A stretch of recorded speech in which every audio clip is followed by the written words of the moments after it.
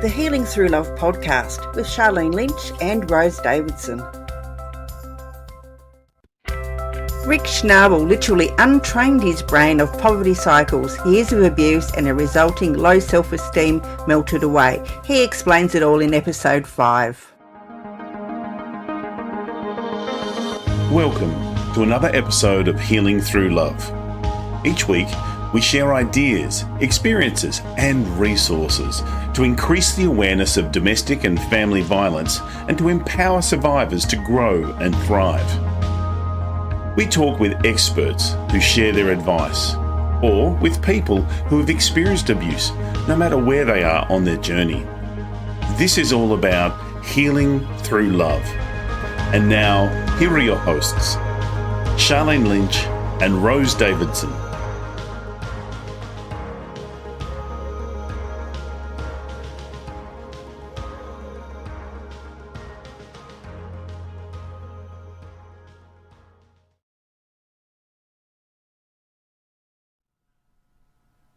Hello and welcome to the Healing Through Love show. I'm your host, Sharlene Lynch, from sharlenelynch.com. Healing Through Love is a social enterprise whose vision is to shift awareness on domestic and family violence within the community and to support the victims and survivors. Our mission is to provide family and domestic violence survivors with a soft place to land by offering services available to them and their families. We interview experts and survivors who share their personal stories and offer advice to those who have experienced abuse, no matter where they are on their journey to heal.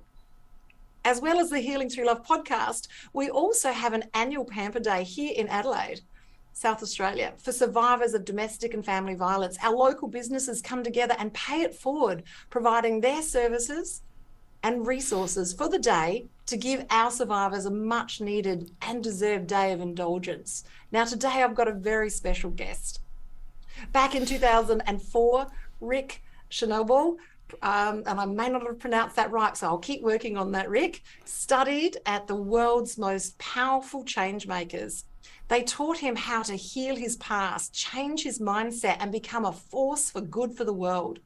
Now, with over 38,000 brain untraining hours under his belt, he is now a multi bestseller author and a world-class NLP, so that's neuro-linguistic programmer, master trainer and leader life coach and life coach trainer and radio host and a force for good in the world. Welcome, Rick.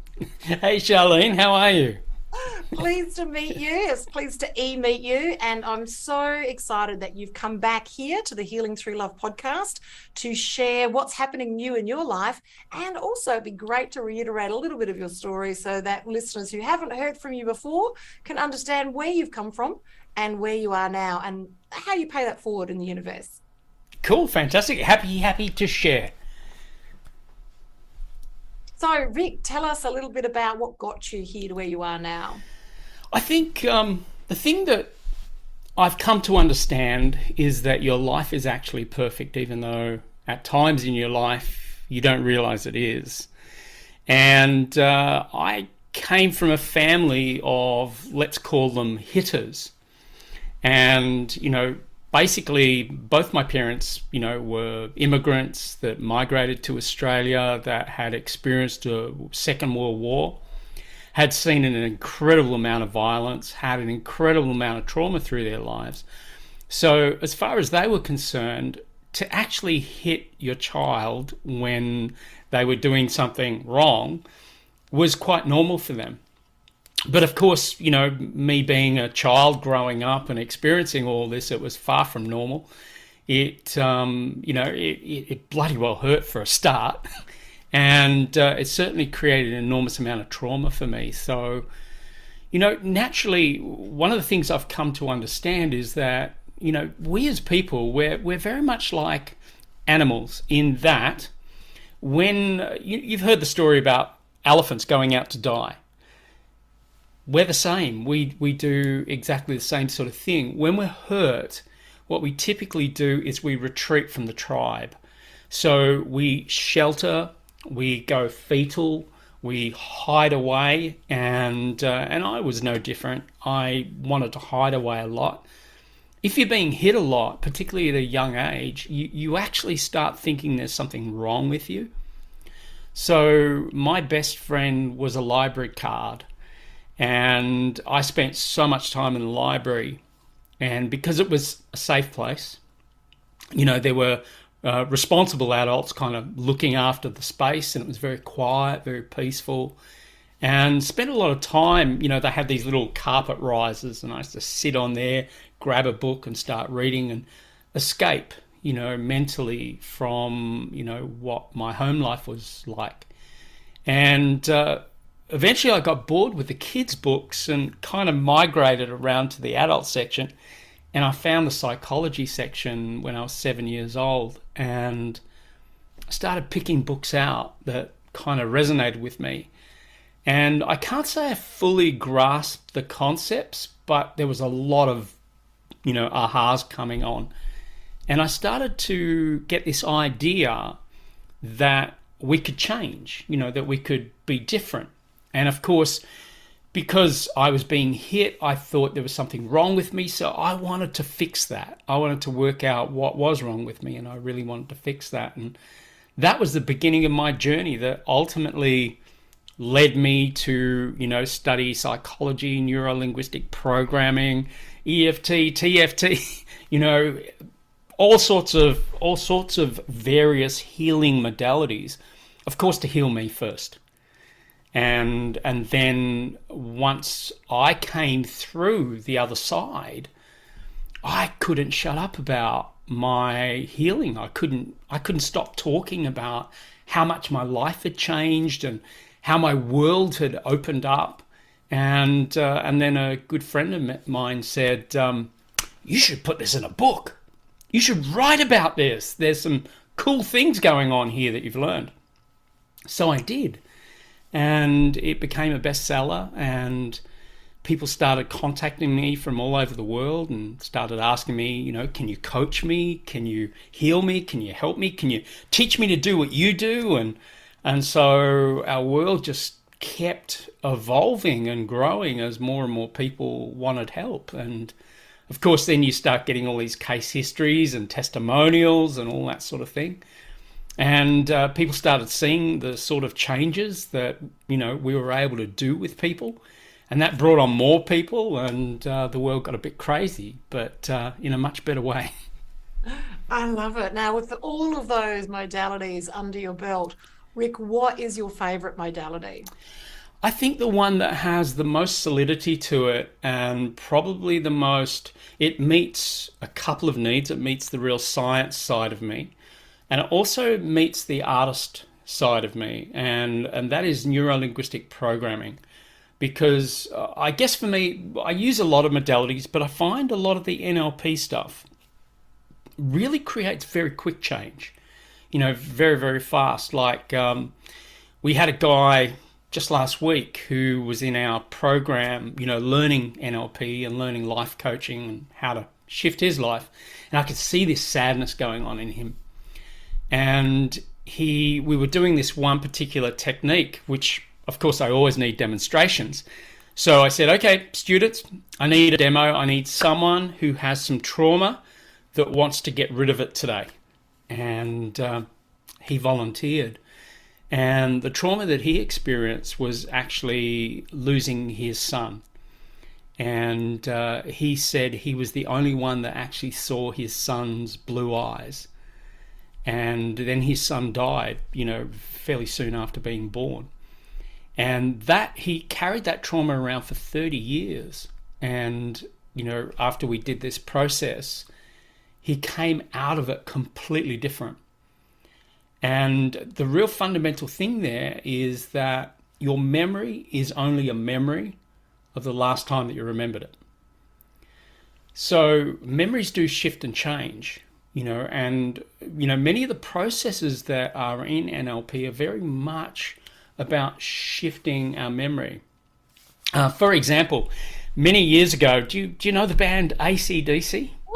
Yes, I'm old enough to remember that, Rick. Cool, awesome. Well, they played at our school, and I would swear black and blue that their bus that they had that they used to tour around the place was yellow. And that was in my memory. That was my mind, and I could have sworn it was yellow until I read Mark Evans' book. And I started reading his book, and then he started talking about this blue bus. And I went, no, it was yellow. Of course, he should know, not me. But see, The Simpsons had happened somewhere through that. And the bus that is on The Simpsons looks very much like the AC/DC bus, and it was yellow. So my memory had shifted from blue to yellow. And so that's a thing that is fundamental, that, when we think about trauma, what happens is it, of course, finds a home in our brain, and it tells us that the world is unsafe. It tells us, don't ever do that again. Don't ever put yourself in that predicament again. And so as a result of that, what happens is we stymie our life. We hold ourselves back. We stop putting ourselves out there. We retreat. And so when you can get into the memory, and you can start to polarize the memory, because the brain is, I've discovered, is just like a computer. Zeros and ones, yeses and nos. And when you can get into the brain and you can fire off different neural pathways, and when you do it well, you can fire off two pathways at the same time. And, as I say, neurons that fire together wire together. And so what happens is it forms a new memory. And when it forms a new memory, the person can't be the same. I love it. Okay, I've got two questions for you. Yes. I'll say both questions because I might forget them. It's been that sort of a day. So question one is, what, with your background of NLP and your other modalities, what's your opinion of affirmations and afformations? Like, where do you think they fare in the process? Yeah. And how attached does a person really need to be to dive into what really happened, rather than just sort of cutting off and making a decision to create a new story? Two questions. Cool. Okay. I'll answer the first one, the affirmations. Now, affirmations have some validity. They really, really do. I don't believe they're the panacea. They were invented by a man called Emil Coué, who used to work at a kind of cancer clinic where people, just 100% of people came into his hospital and 100% of people died. And he just thought to himself, something's got to change here. I can't tolerate just being here watching people die. So he got this crazy idea that he started telling everyone, I want you to say this as often as you can. And he came up with this: every day in every way, I'm getting better and better. Every day in every way, I'm getting better and better. And they'd chant it and they'd sing it and they'd say it constantly.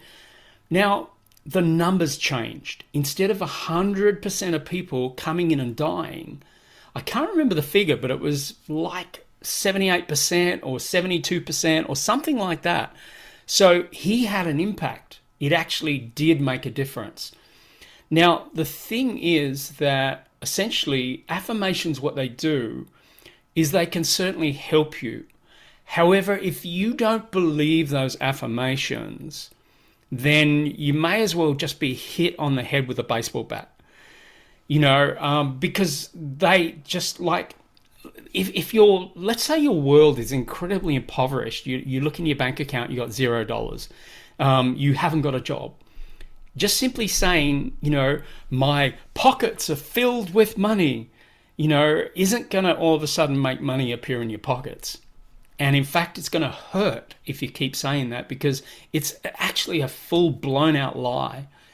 And so in that context, that's where affirmations really kind of compete with your neural programs and your belief systems and your factual reckoning. So they can be helpful, but they certainly need a lot more VAK in them. In other words, more pictures, more sounds, and more feeling. And if you can congruently completely believe the affirmation, I think it goes somewhere to help. But I don't think it's the panacea. I don't think it's a Band-Aid. No, I get that. So it's like having a car without an engine. So just saying the words is just the car, Yeah. but having the feelings, the visualizations, the sensations, and making it real for you in your imagination is like putting the engine in the car. Yeah. So then what's your thoughts? I know you've got another question to answer, but Yeah. this is connected. But then what's your thoughts in and around cognitive dissonance then, in and around like saying affirmations, and how does that play into also NLP in general? Is that play a part? It plays, well, linguistics part of the NLP, is very, very important, of course, because neurolinguistic programming is very much about, okay, so let's identify your problem. Let's find out where that problem is actually stored. How do you remember it? How did it come together? Where do you feel it in your body? And why do you feel it there? And so there's a very clever process called submodalities in NLP. And essentially what you can do is it's so shifting that you can get someone who says, I love chocolate and I don't want to eat it anymore because I keep eating too much chocolate, or I love beer and it's not good for me and I want to stop drinking beer. There's this process that essentially takes about 30 minutes, and you can get a person who loves chocolate, who loves drinking beer, all of a sudden never ever eating chocolate, never ever drinking beer again. And it's based on how our neurology is linked to certain things. So the moment you think of anything, there will be an associated picture. Like, let me do this with you if it's okay. Yes, So, I love it, Rick. Do it. okay, so what I want you to think about is okay, I'm going to take you here, but I want you to think about a sad time. Think about a sad time. So just notice that sad time, and when you've got it, you're there. Okay, so what I want you to do is I now want you to calibrate it. 10 is it's really sad, 0 it's not. Where would you be right now? 10. Okay, cool. So what I'm going to get you to do is notice the picture that springs to mind when you associate to this sadness. Have you got a picture? Okay, tell me, is it color or black and white? Color. Okay, is the picture close to you or far away? I'm in the picture. I can see it's close. Okay, cool. So how big is the picture? It's full screen. Okay, so now where do you feel it in your body when you look at this picture? Right there. Yeah, you keep touching there. So tell me about the size of this feeling. It's huge. Okay, so watch what happens when we do this. What I'm going to get you to do is I want you to change that picture from color, make it black and white now. So just take all the color out of it. Now I want you to shrink the picture, make it very, very small. It's getting smaller now. It's almost about the size of a postage stamp. And now what I want you to do is take yourself out of the picture. You can't see yourself in the picture anymore. Or you can't see the picture anymore, but you can see yourself in the picture. Can you see yourself in the picture? Tiny. Very small. And now, where is the feeling? Where has it gone to now? I can feel it there, but I don't know if that was just me thumping. But it's not sharp or getting my attention. Yeah. Okay. Now, bring the feeling down. Let it go down your body. Let it go down to about your knees. So just let it go all the way down there. Okay. Begin to notice how different it feels now. It feels different now, doesn't it? Okay. Calibrate that event from 0 to 10. Where would it be now? Yeah, it's manageable. So what would the number be?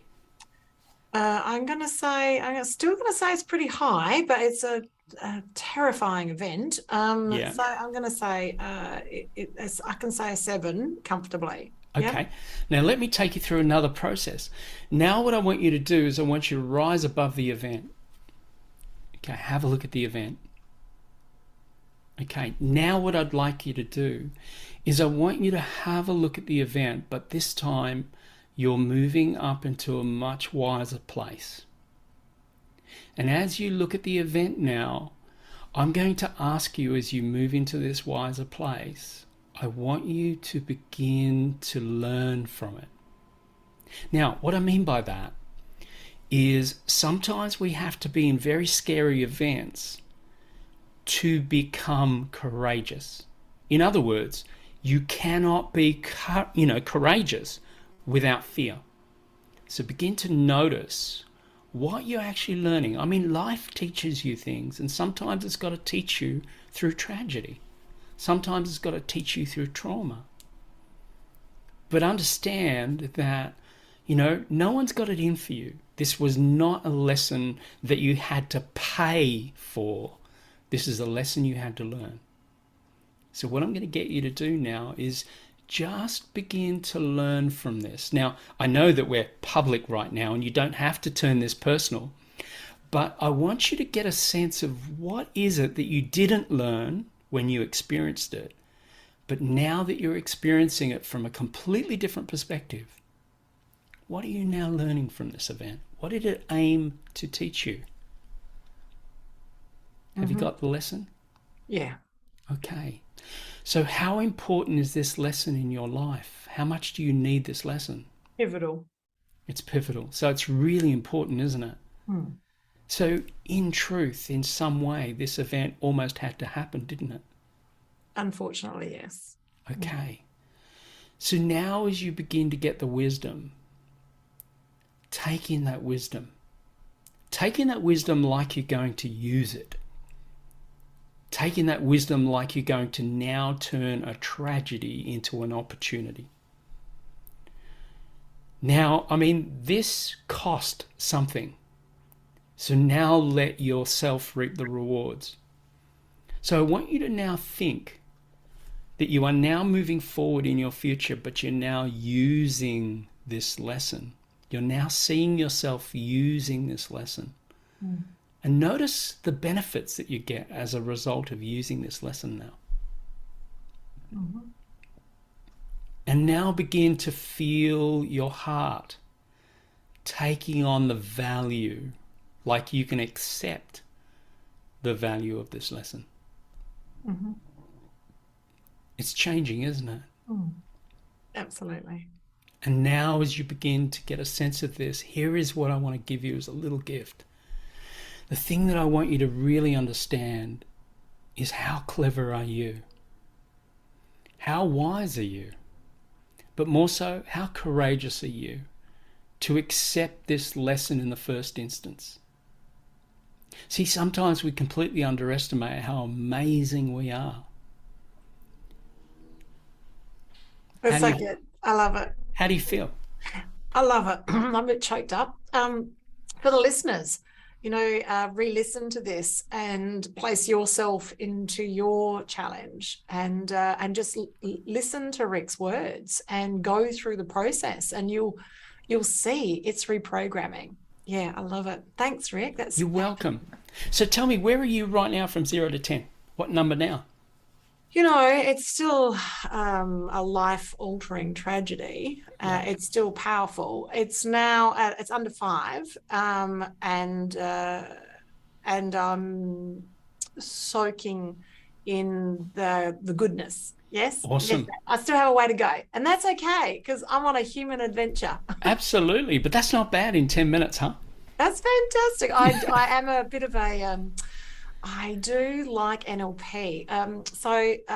Michael Grinder is a friend, and okay. I love Michael Grinder. He's a lovely man. Oh, I love him so much. He's a lovely man. He's like our grandfather, and I love watching him when we go out for dinner, and he does the thing that he does, where he can just tell you everything about yourself, who you are. Didn't want to know. Oh yeah. Just from using body language and the artful skills in and around NLP. So love it. It's one of my favorite modalities. So I love it. And Michael's a lovely, lovely man. I met Jimmy Barnes with Michael. Get out of here. That's I did some training with Michael years ago, and he said, where can I get a gelato around here?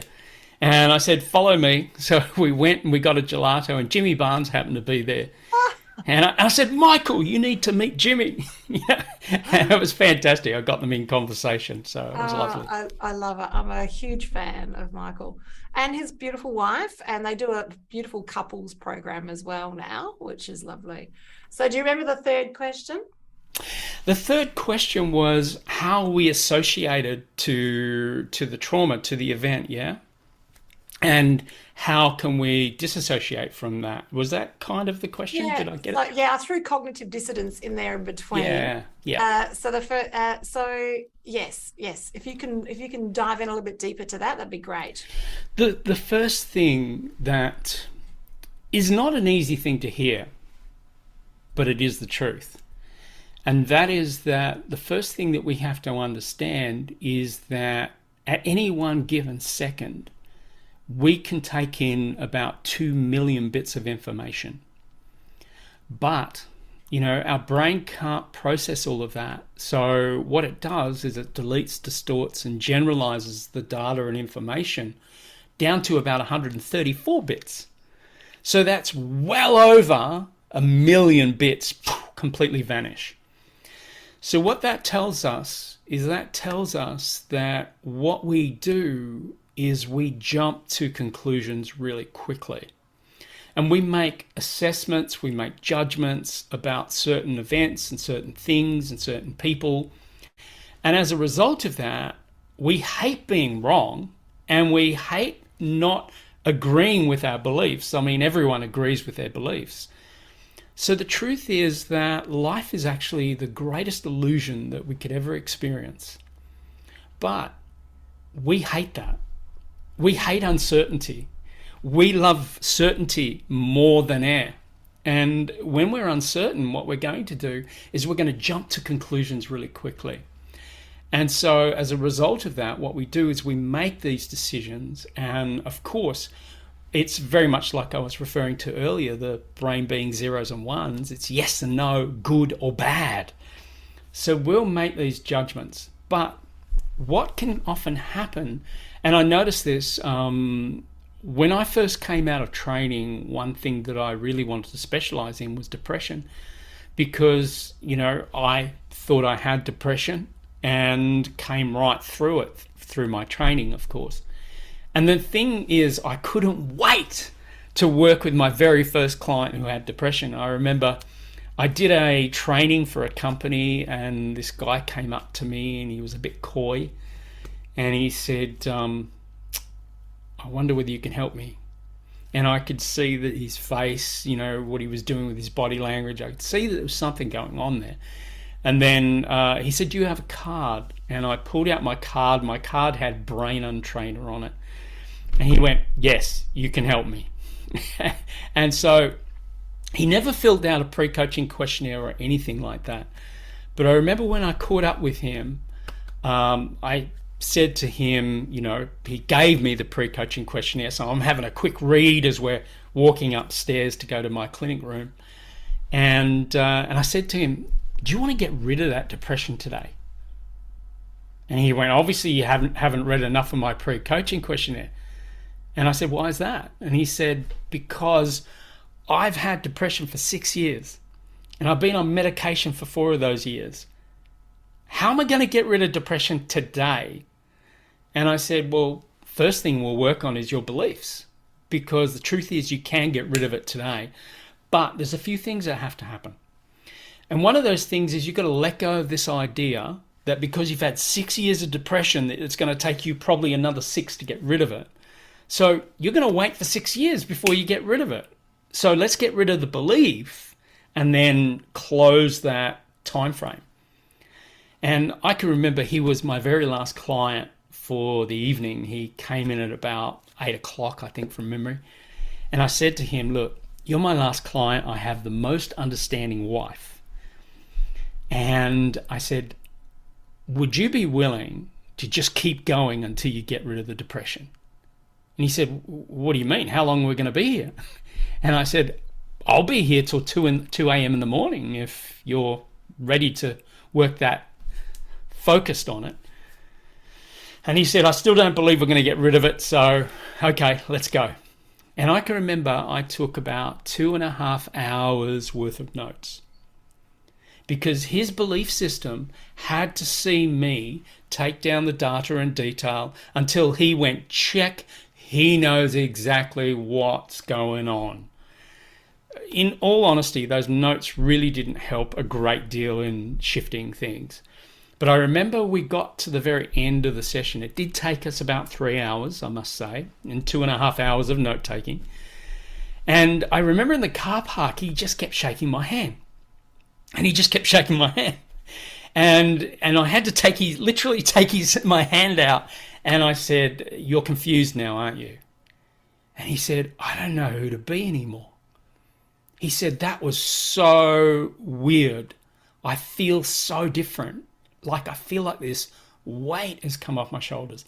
And our languaging isn't sophisticated enough usually to say anything other than that. Usually most people say, "I feel lighter, I feel brighter."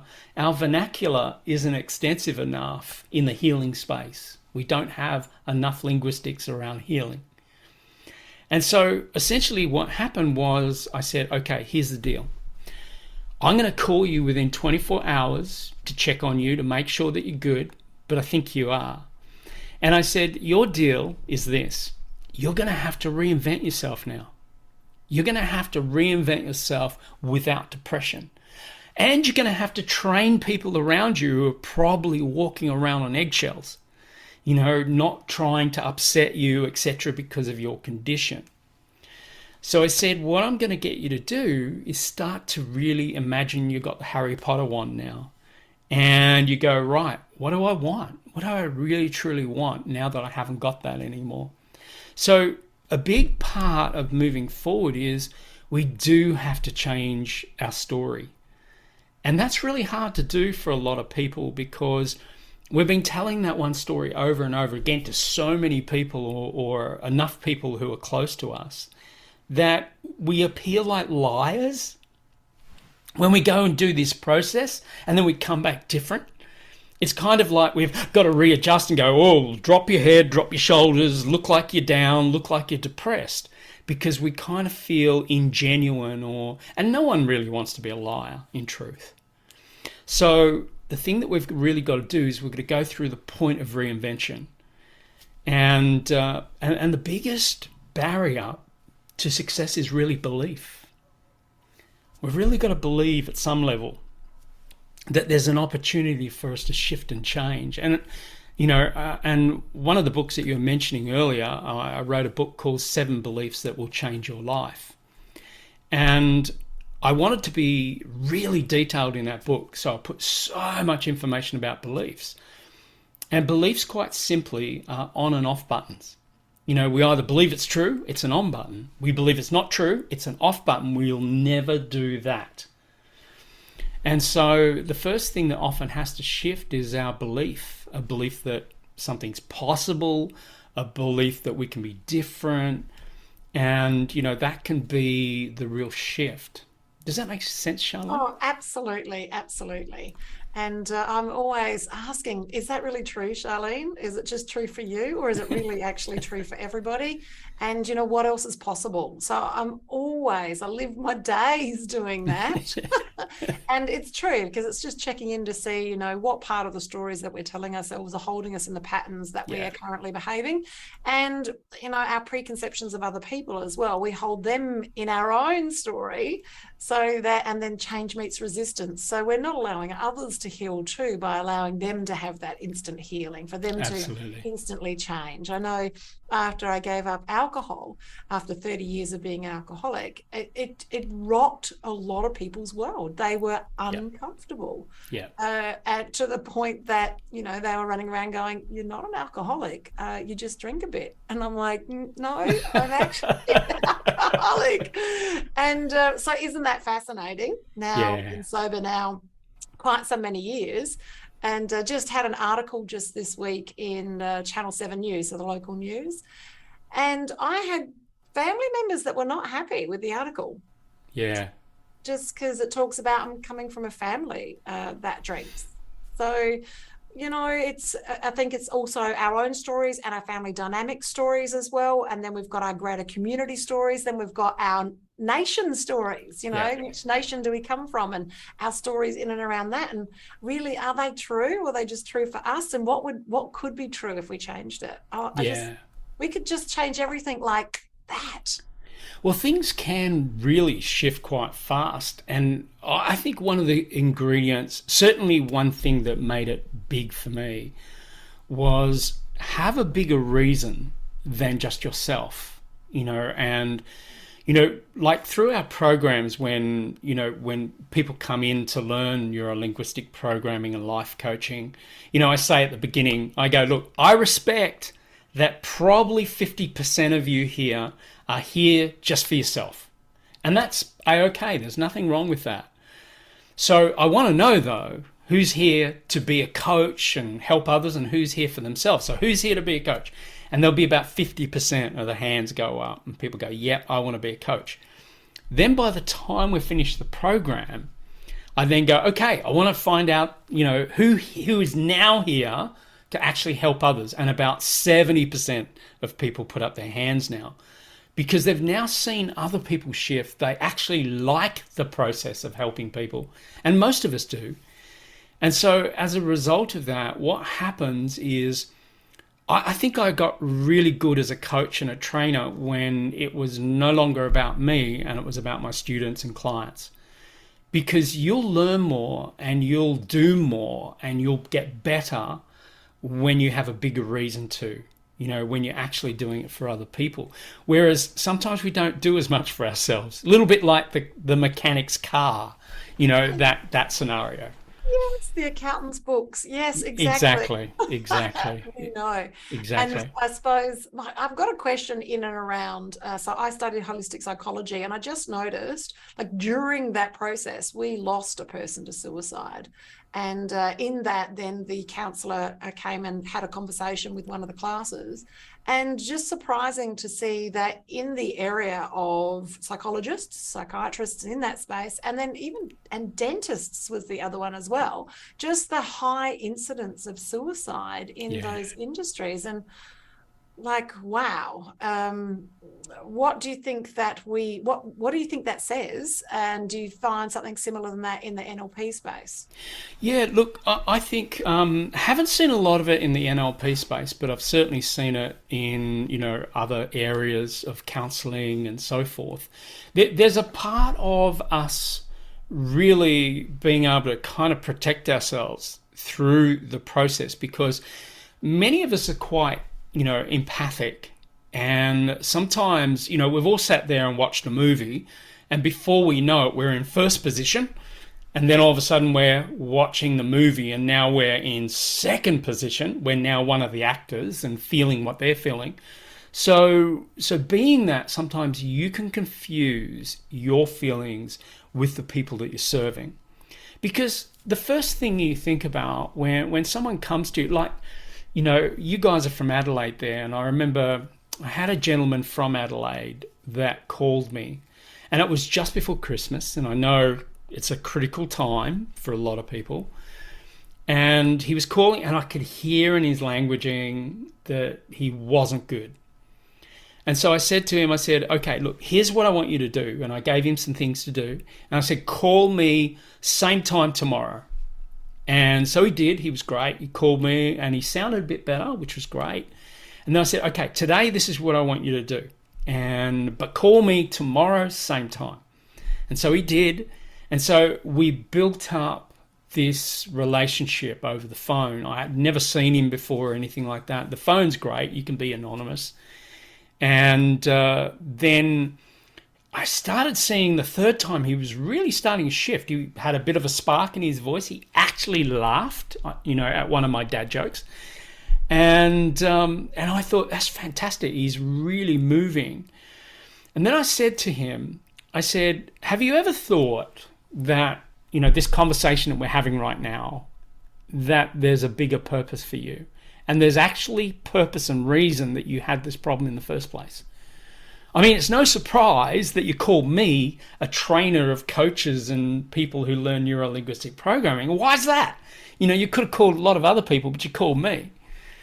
And he said, he's since gone right through our program. He is now a trainer and a coach teaching other people how to get beyond suicide.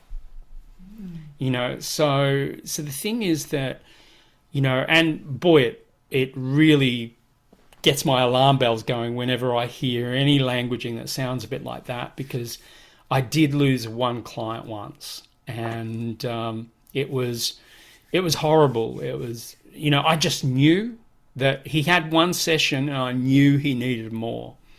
And he said he felt quite a bit better at the end of it, but I just knew it wasn't enough. And it was actually my money stuff, not his, that was really the issue. Because I thought to myself, I should have actually said, come on, dude, we've got to book that next session. And, he did, well, he had a lot more money than I realized, but I didn't think he was that well off. His brother had actually paid for the session. And then I contacted his brother and I said, look, I'm really concerned about your brother. And by the time he called me back, anyway, I won't go into detail. But, it makes you realize how important the work really, really is. And it makes you realize why it's important to get good at what you do. And, you begin to realize, and I truly believe this, I believe that I'm not here for me. I don't think I was ever here for me. I had to have that domestic abuse in the beginning. I had to go to the library. I had to go to the psychology section. I had to become an avid reader and a learner and do all of those courses and end up doing what I'm doing now. It all stands to reason, and I remember the weird thing, I spent a bit of time in advertising. That was my first career, and I used to be a creative director of agencies. And I thought to myself, because I fell in love with coaching, fell in love with NLP, I said to someone once, why didn't I find this earlier in my life? I'd even be far more advanced than I am now. And he said, it's really interesting. Think about what you do for coaches now. Most of them have problems advertising, selling, and marketing. And he said, you've been in sales, marketing, and advertising. And quite often you're helping these people know how to, get clients, because that's part of the deal. You've got to be able to get good at getting clients, because if you don't, who's getting helped? This is true. I love it. I could chat with you, Rick, all day, and it would be better with a cup of tea, I'm sure. Now, Rick, I understand. I've got a glass of water. I've got a bottle. Have you got a water? I've got a bottle. I understand that clients can work with you. They can actually have a taste test. Is that what we're calling it? Where they can. A bit of a nibble of you, Rick, and see nibble if you're their flavour. Is that right? Am I chocolate or vanilla, or maybe even caramel? I love it. Is that true? Yes, they can actually. I've got a program where we give away a number of modules of our NLP program, and so they can get a bit of a taste of what NLP is all about. And we kind of like that because that gives people an understanding, because it's a commitment of time, it's a commitment of energy and money, and so it's nice to be able to get in there and just see what it's about before you even commit. Who are looking to heal? What about people that aren't necessarily looking to teach or to learn and to share their gifts? What about people that are, in the first instance, because a lot of our listeners will be in the first instance looking to heal? Are you available for that as well, Rick? There is a thing that we have called a solution session. Now, what that is, I generally get on like a Zoom call, or if they're a little bit shy, we jump on a phone call. And so my job is to listen as well as I can, take as many notes as I can, and come up with some ideas for them to be able to move forward. And that session is completely free. And if they want some time with me, I usually dedicate about 30 minutes to an hour with them. And thank you. Lovely, Rick. So I'd love to share. I've got a couple of links here share that with our listeners. So I'll pop that everywhere so they can find out. I've got 2 different links. One's talking about to the free NLP life coaching course, and the other one is a free solution session. So the solution session, listeners, is if you want to have a taste of Nick, and the free NLP life coaching course is a little bit of a nibble at the bigger course program if you're looking to actually educate yourself. Is that right? That's absolutely perfectly correct. I love it. Rick, have you got any closing words for our listeners today in and around, so specifically looking at healing, because some of our listeners are still living in the story. They're not just telling themselves, they're actually living in the story. And to transition from where they are to where they want to be, it's not just about imagining, there's more than that. Is there any closing words that you can share with our listeners that can help them when they're in that unsafe space? Yeah, look, there is something that personally helped me a lot.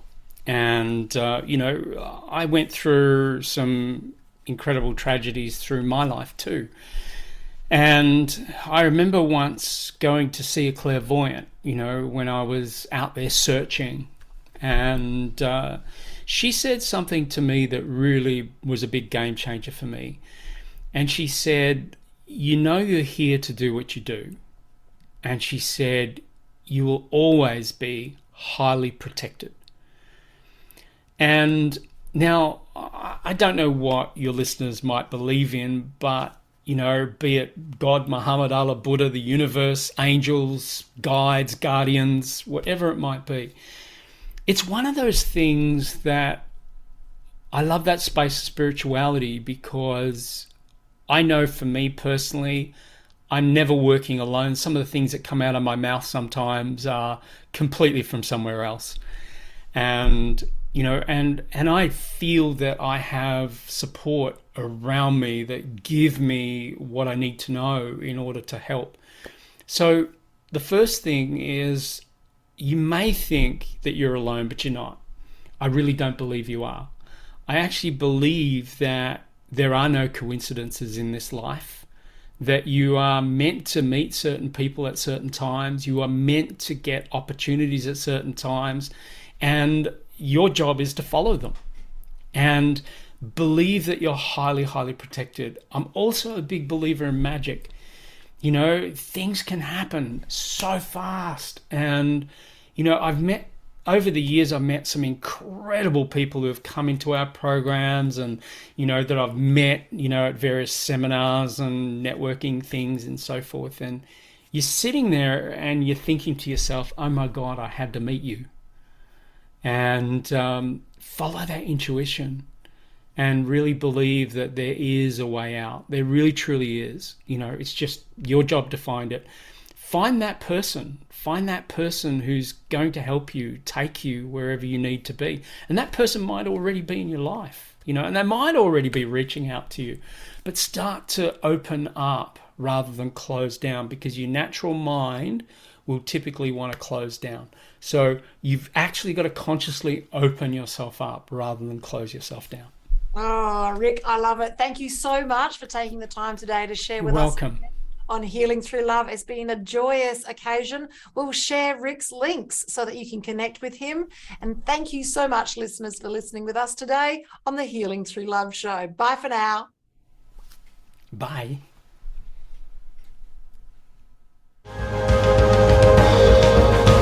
Thank you for joining us for this episode of Healing Through Love. You can get further resources, see the show notes, or simply reach out to us via our website at htlaustralia.org. Thanks so much for joining us, and we look forward to your company next time on the Healing Through Love podcast.